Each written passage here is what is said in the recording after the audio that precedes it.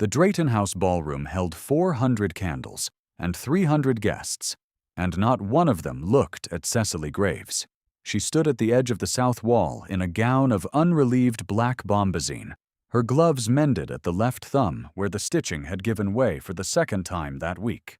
Her hair dressed simply with no ornament, while every other woman in the room wore pearls or silk flowers, or the season's fashionable feathered combs that trembled when they laughed. The Countess of Drayton had invited her as a kindness to Lady Penderfield, who had brought her as a punishment, and the punishment was working. Cecily could feel it in the quality of the air around her, the way guests moved past without breaking stride, the way conversations adjusted their volume downward as she neared and resumed at full pitch once she had passed, the way the young women in their muslins and their silks looked through her as though black were a color that rendered a person transparent. She was 29 years old. She had buried 2 husbands. The season had decided what that meant. And the season was not asking her opinion. Lady Penderfield stood across the ballroom near the entrance to the card room with her nephew Geoffrey at her elbow, and her posture was the posture of a woman who had placed every piece on the board exactly where she wanted it. She wore gray silk trimmed with jet beads and a collar of diamonds that caught the candlelight each time she inclined her head to receive a greeting, and the diamond said what the gray silk said, which was that she was in half mourning for her son and would accept condolences and compliments in equal measure, and would not be questioned about the thin woman in full black standing against the far wall like a shadow someone had forgotten to dismiss.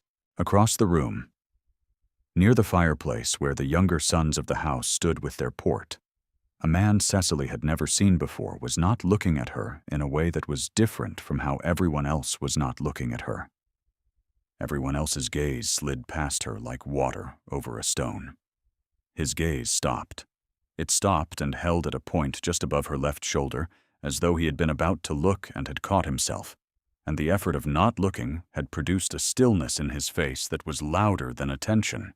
He was tall and dark-haired and held his glass without drinking from it, and his jaw was set in the line of a man who had opinions about something and intended to keep them. "Lord Hale, the Marquis of Hale," someone murmured near the punch table. Cecily did not hear it because she was watching the candlelight play along the brass sconces and not watching him, and she did not know yet that he had seen her. She did not know yet that seeing her was the beginning of everything. If you have ever walked into a room and known, before anyone spoke, that the room had already decided who you were, then you know what Cecily carried as the music started and the first couples took the floor. Stay close. Her story is worth the telling. Cecily Whitmore had married Thomas Linley at 21 because her father was a country vicar in Dorset with 4 daughters and no fortune, and Thomas had been kind and young and willing and had looked at her across a village assembly with the uncomplicated delight of a man who could not believe his luck. He had died of a fever 9 months later, before the leaves turned, leaving her a widow before she had learned what it meant to be a wife. She had worn black through that winter and into the spring. And the black had felt honest then, because Thomas had deserved her grief, even if the marriage had been too brief to leave a deeper mark than tenderness. The morning had barely lifted when Mr. Frederick Penderfield, 15 years her senior, with a comfortable estate in Hertfordshire, and a mother who disapproved of everything that did not originate in her own drawing room, had offered for her hand.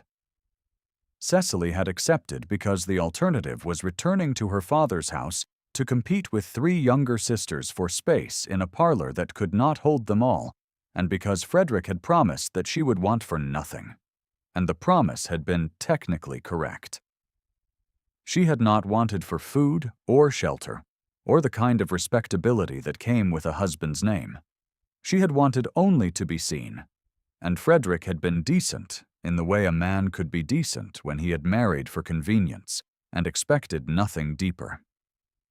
He came home at regular hours. He inquired about her health at breakfast. He died 2 years into the marriage when his horse threw him on a frost-hardened lane in November. And Cecily had put on black again, and had not taken it off since.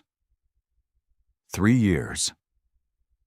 3 years of black crepe and black bombazine and black ribbons threaded through her hair.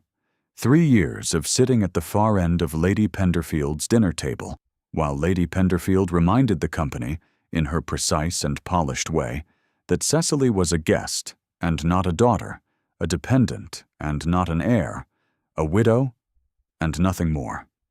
The jointure Frederick had settled on her was £2,000 per annum, enough to live modestly if she had anywhere to go, and Lady Penderfield controlled whether she had anywhere to go.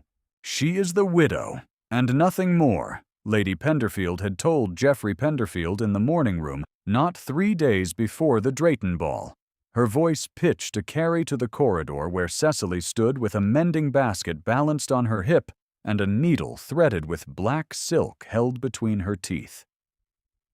"She has her jointure, and she has our hospitality, and one of those may be withdrawn at any time.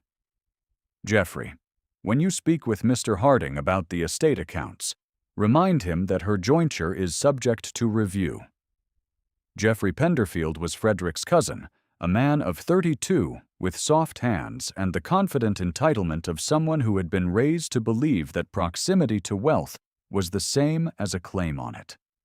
He had begun calling at Penderfield House with increasing regularity since the second winter of Cecily's mourning, and his calls had the quality of inspections.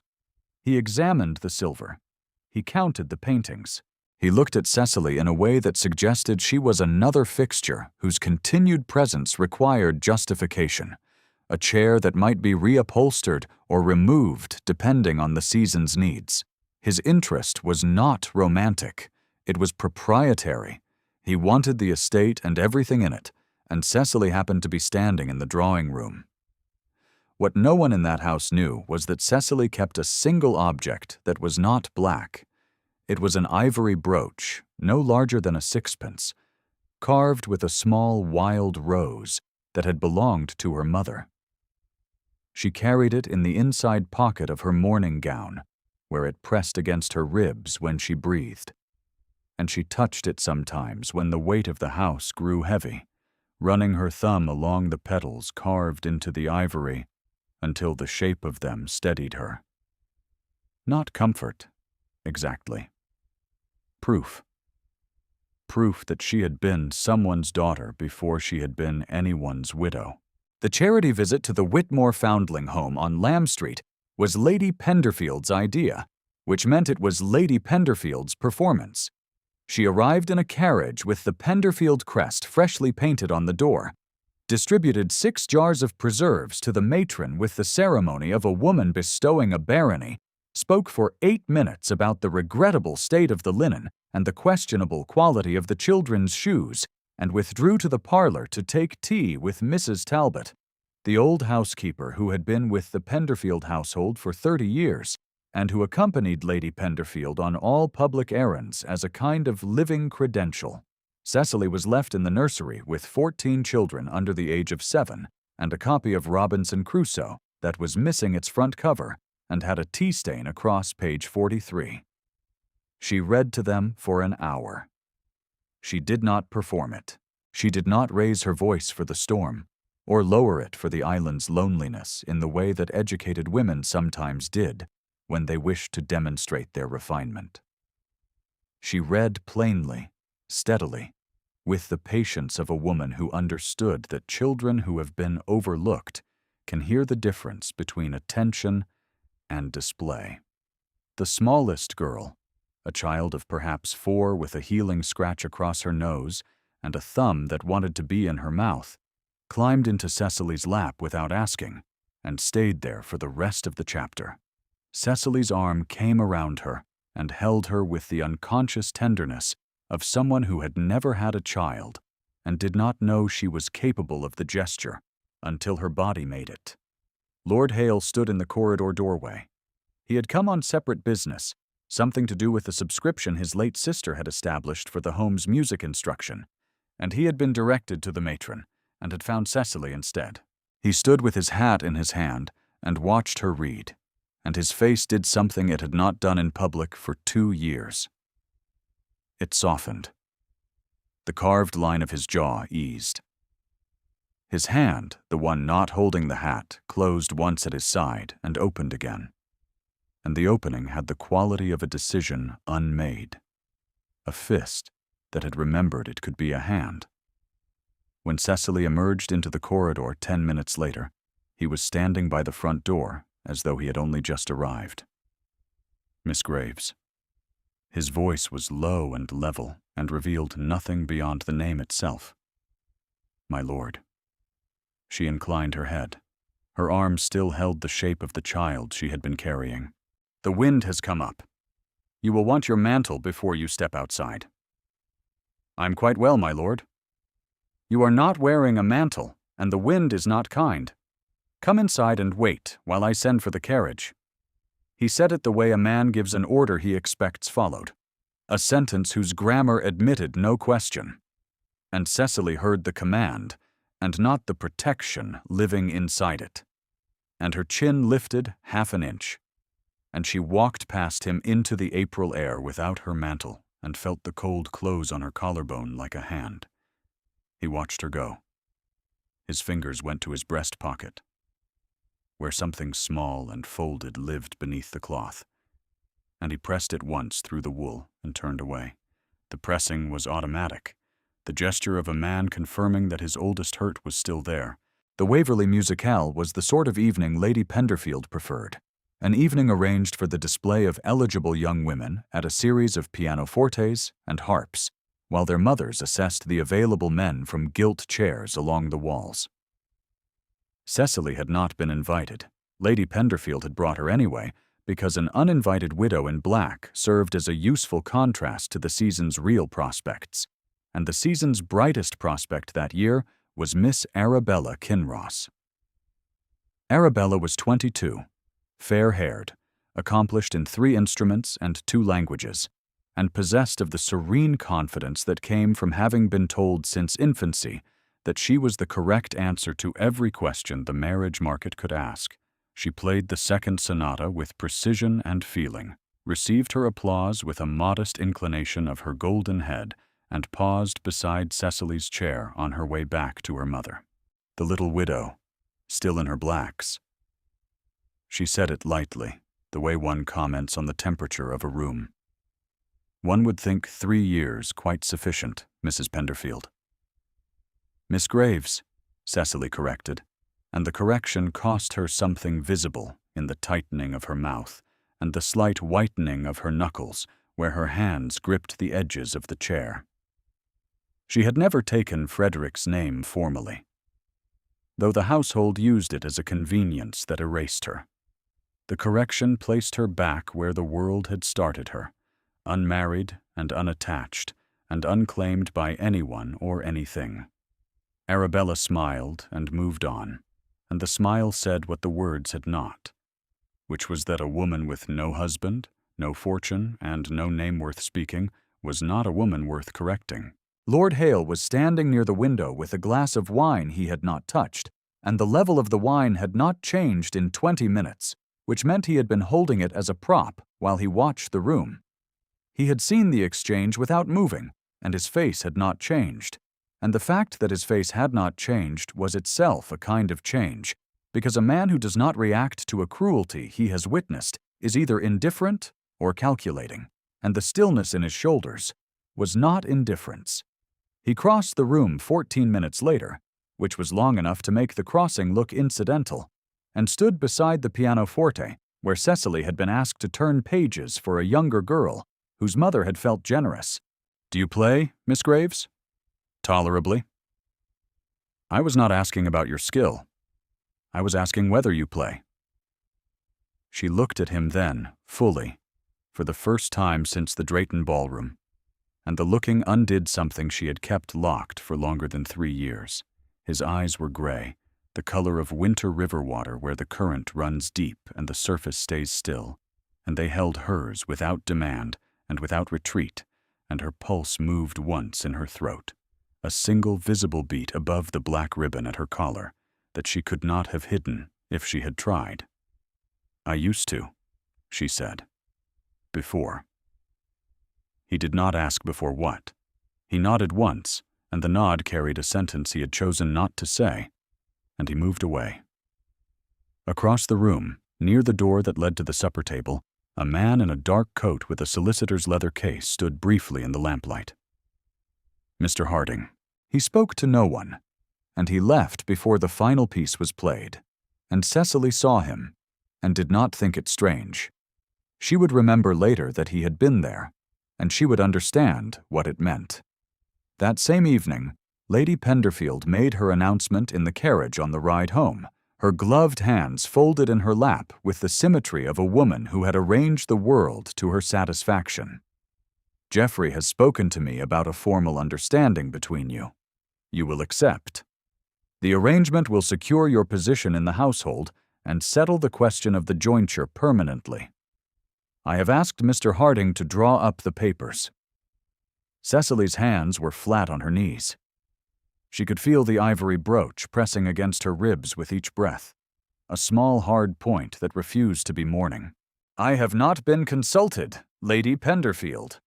You are being consulted now. The papers will be ready by week's end.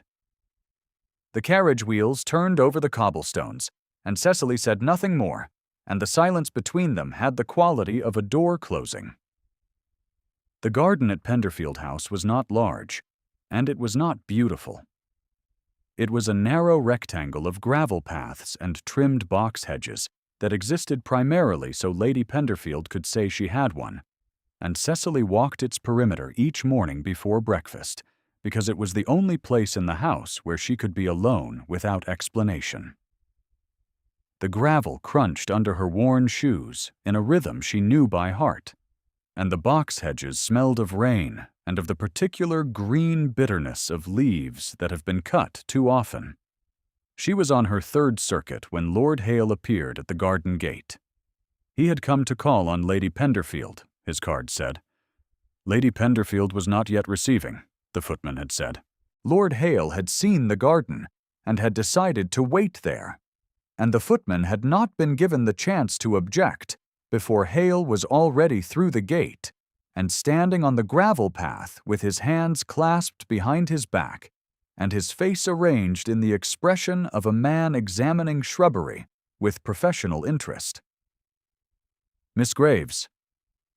My lord, Lady Penderfield does not receive before 11. I am aware. She should have gone inside.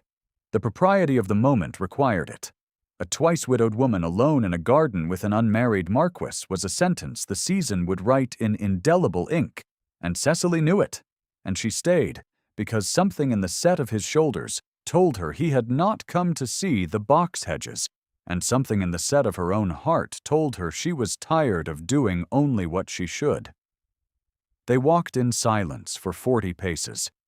The gravel spoke for them. Then he stopped beside the stone bench at the far wall where the ivy had begun to climb the bricks in slow green fingers, and he sat down without being invited, and she stood 3 feet away because sitting beside him would have been a different kind of sentence altogether. And he looked at her with the gray eyes that saw too much, and said nothing for a long moment, that the thrush in the beech tree filled with its song. My sister Charlotte died 4 years ago, this spring. His voice was level, the way a man's voice is level when he has practiced the sentence until the feeling has been pressed flat inside the words, and only the shape of the feeling remains. She was 23. She married a man I chose for her, a man I believed was suitable, and she died bringing his child into the world, and the child died with her. His hand went to his breast pocket and rested there, the fingers spread over the wool as though holding something in place. I was in Portugal with the regiment. I received the letter 6 weeks after it happened, in a tent in the rain, and I have carried her handkerchief since. It is embroidered with bluebells.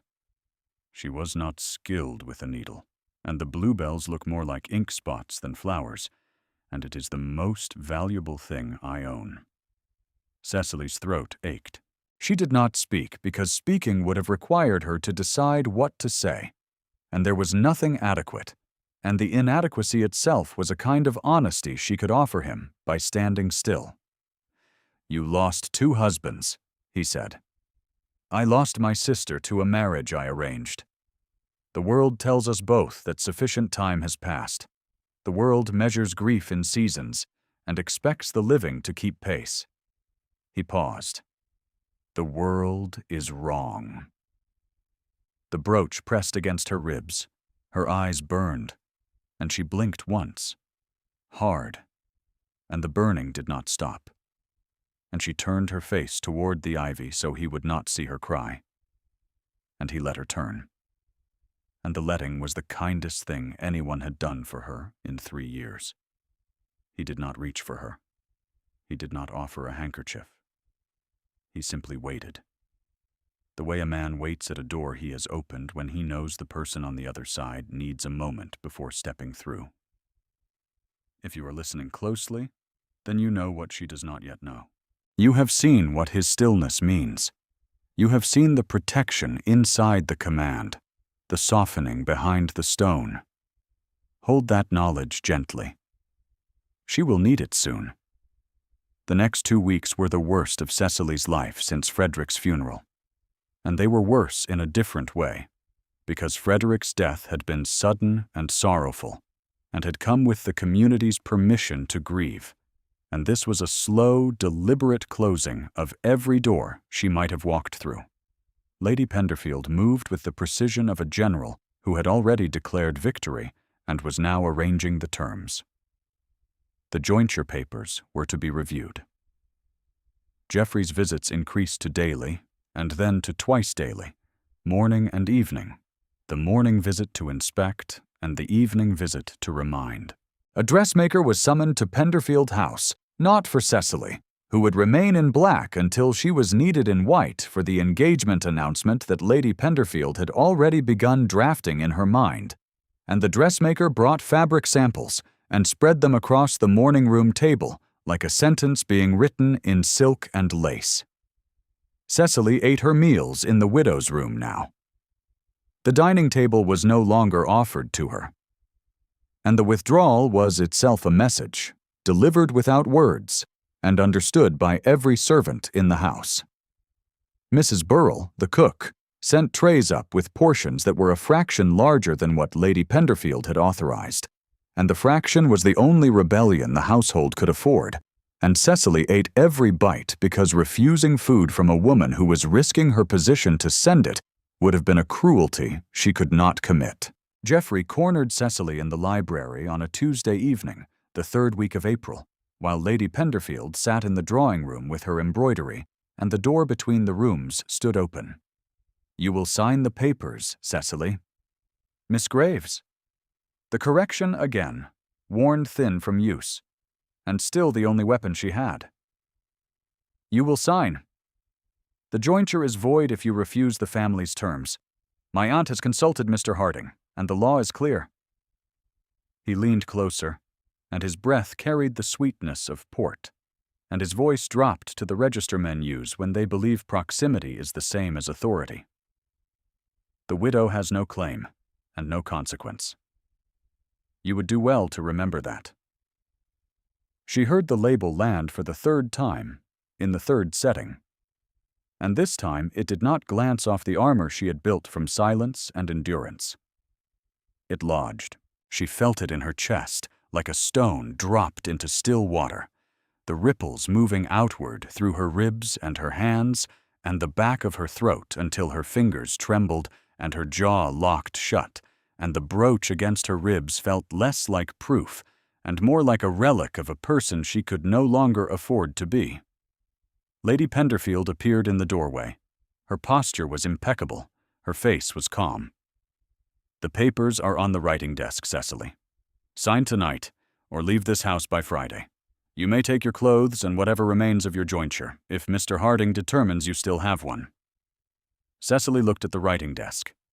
She looked at the pen in its brass holder. She looked at the unsigned papers with their precise legal script, and she looked at Geoffrey, whose soft hands were clasped in front of him in unconscious imitation of his aunt.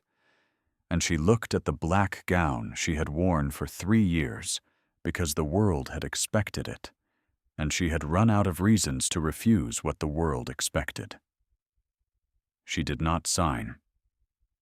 She walked to the writing desk and she picked up the pen and she held it, and she set it down again. And then she did something no one in that room had prepared for. She reached up to the clasp at her throat and unfastened the black mourning mantle and folded it once, twice, 3 times with the care of a woman folding something she will not need again, and she placed it on the chair beside the unsigned papers. "I will not wear it as a uniform," she said, "and I will not sign." Her voice shook. Her hands did not. She walked out of the library and up the stairs and into the small room at the end of the corridor that Lady Penderfield called the widow's room, and she closed the door and pressed her back against it and held the brooch through the fabric of her gown and breathed until the shaking in her voice caught up with the steadiness of her hands, and they met somewhere in the middle, which was not peace, exactly, and was not collapse, and was enough. The second Drayton House ball was held on the last Saturday in April, and Lady Penderfield brought Cecily because Lady Penderfield wished the world to see the widow properly displayed before the engagement was announced. Cecily had not signed the papers. Lady Penderfield had not made good on the eviction. A ceasefire held the house together by the thinnest of threads, and Geoffrey stood at his aunt's elbow with the patient proprietary confidence of a man who believes time and the law and the weight of a household are all on his side. Cecily wore black. She had nothing else. She stood in the same place she had stood 3 weeks earlier, near the south wall beneath the same brass sconces, and the room moved around her with the same indifferent current, and the candles burned with the same steady light, and the same guests danced the same figures in the same order. They had danced them at the first ball, and nothing had changed, except everything. Lord Hale entered the ballroom at 9:30. He was dressed in dark blue, and his face held the expression of a man who had made a decision somewhere between his front door and the ballroom entrance, and was now walking toward whatever the decision would cost him. The room noticed. The room always noticed Hale, because rank and silence in combination produce a gravity that 400 candles cannot diminish, and 300 voices cannot drown. He did not go to the host. He did not go to the punch table or the card room or the cluster of young officers by the musicians' gallery. He did not go to Arabella Kinross, who stood near the first violin with her mother, and a smile that faltered by 1 degree, and then another when she saw where he was walking. He walked to Cecily. The room went quiet the way rooms go quiet when the expected pattern breaks. First, the nearest conversations paused, then the next ring outward caught the silence and passed it on, and the music continued for 3 more bars before the first violin noticed that no one was dancing and let the music stop mid-phrase. Lady Penderfield's hand closed on Geoffrey's arm. The diamonds at her collar caught the light and held it. Geoffrey took a half-step forward. Lady Penderfield held him back, her fingers white on his sleeve, because Lady Penderfield had survived 40 years at the summit of this particular world by understanding which battles could be fought in public and which could not. And the expression on Lord Hale's face as he crossed the ballroom floor was not the expression of a man who could be stopped by a cousin with soft hands and a contested claim. Hale stopped 3 feet from Cecily. The distance was deliberate, close enough that every person in the room could hear what he was about to say, far enough that her body could breathe. "Miss Graves." His voice carried the way a voice carries in a ballroom when 400 candles are burning and no one is speaking, and the silence has the quality of held breath. He looked at her. She looked at him. The gray eyes held hers, and this time there was nothing deniable in them, nothing that could be explained away as coincidence or social courtesy or the idle interest of a man of rank in a widow of no consequence. He was looking at her the way the audience had seen him look at her since the first evening, and now she saw it too, and her lips parted, and her hand went to the place at her ribs where the brooch lived. And she did not speak. Miss Graves will be the Marchioness of Hale. 8 words. They landed in the silence the way a key turns in a lock that has been rusted shut for years, and the room heard the mechanism give, and Lady Penderfield's posture, which had been perfect and unyielding for 40 years, broke at the shoulders. Her mouth opened and closed once without producing sound. Geoffrey's face went the color of candle wax. Arabella Kinross turned to her mother with the expression of a woman recalculating the value of every assurance she had been given since childhood. And her mother had nothing to say. And the nothing was visible in the rigid line of her fan held motionless against her chest. The crowd stirred. Mrs. Talbot, who had been standing along the far wall with the other attendants and housekeepers who had accompanied the charity visit and had watched from the parlor doorway as Cecily read Robinson Crusoe to 14 foundlings without performance or pretense, stepped forward from the edge of the room and said in her plain, steady voice, "It is about time someone saw her." The words broke something open in the company, the way a single voice breaks a silence that everyone has been waiting for permission to fill, and heads nodded along the south wall, and fans moved, and the room rearranged itself around a truth it should have recognized weeks ago. Mr. Harding appeared at Hale's shoulder. He had been in the ballroom since 9 o'clock, standing near the same door where Cecily had first glimpsed him at the Waverley Musicale, and she understood now why he had been at the musicale, and why he had been so quiet, and why his leather case was in his hand. "The jointure is sound, my lord," he said, and the words were directed at Hale and aimed at Lady Penderfield. It was always sound. No review was conducted because no review was warranted. The late Mr. Penderfield's instructions were clear, and I have the original documents here. Lady Penderfield's lips pressed together until the color left them. She looked at Cecily across the silence of the ballroom, and for one moment the polished confidence cracked at its seams, and something older and more bewildered moved behind it, something that might have been the beginning of recognition that the categories she had spent her life defending had failed. This once, to measure the person standing in front of her. She did not apologize. She was not a woman who would apologize in a ballroom. She inclined her head a fraction of an inch, the smallest concession her pride could afford, and she turned and walked toward the door with her diamonds catching the candlelight one last time, and Geoffrey followed her because Geoffrey had always followed. Hale extended his hand. His fingers were steady. His palm was open. Cecily looked at it, and she looked at his face, and the gray eyes were not stone and were not ice, and were not anything cold at all. They were the color of river water in the morning when the light comes through, and they were looking at her. And she placed her hand in his, and the warmth of his palm against her cold fingers was the first warmth she had felt in 3 years that did not come from a fireplace or a teacup or the body of a foundling child climbing into her lap. Her pulse hammered in her wrist where his thumb rested. He felt it. The corner of his mouth moved by a degree that was not quite a smile, and was more than he had permitted himself in public since Charlotte's death. And the degree was enough. "Cecily," he said. Her given name, in his voice. For the first time. She closed her hand around his. The closing was enough. The room saw it, and the room let it stand. Ashworth Park sat on a south-facing slope above a river that ran clear over chalk, 40 miles from London, and a century away from everything Cecily had known in Lady Penderfield's house. The windows in the morning room looked out on a beechwood that the housekeeper said turned copper in autumn and held its leaves long after the oaks had let go of theirs. Cecily learned the beeches later. On her first evening, she learned only the fire. It was a proper fire, built with seasoned oak in a grate that someone had cleaned that morning, and it filled the room with the kind of warmth that enters the body through the skin and settles in the bones and stays.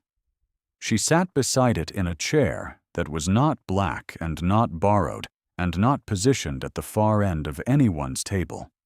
The gown she wore was pale blue, the color of an April sky the morning after rain, and it had been his gift, delivered without ceremony to her room at the Coaching Inn, where she had stayed the night after leaving Penderfield House, with a note in his hand that read only, "No more black." The ivory brooch was pinned at her collar.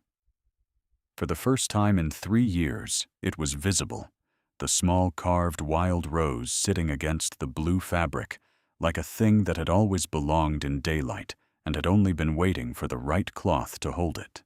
Beside it, tucked into the ribbon at her throat, was a folded square of linen embroidered with bluebells that looked more like ink spots than flowers, and Cecily pressed her fingers to the linen once and understood what it meant that he had given it to her.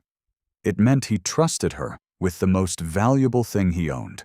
It meant he believed that grief, when it is shared with someone who knows its exact weight, becomes something that can be carried rather than something that must be worn.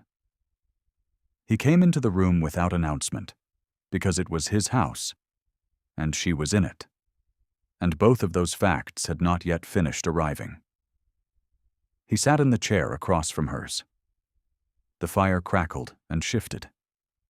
Outside, the evening had gone violet above the beeches, and a thrush was singing the complicated descending song it sang only at dusk. And the sound came through the half-open window, with the smell of cut grass and the chalk river below. She looked at him across the fire. He looked at her. The gray eyes were quiet, and the jaw that had been set like carved stone in every ballroom and every garden was at rest, and the stillness in his face was not the stillness of a man withholding. It was the stillness of a man who had arrived where he intended to be, and did not need to say so. "You are not wearing black," he said. "You asked me not to." "I did." She smiled. It was not a large smile. It was the kind of smile that lives at the corners of the mouth and does not need to travel farther to be understood. And he saw it. And the seeing was the point. And his hand moved from the arm of his chair to the space between them. Palm up. Open. She placed her hand in his for the second time, and the fire warmed them both. And the thrush sang its falling song outside the window, and the ivory brooch at her collar caught the firelight and held it, and the wild rose carved into the bone glowed the color of everything she had been before the black, and everything she was becoming now. Thank you for staying until the end. If Cecily's story moved you, leave a quiet word below before you go.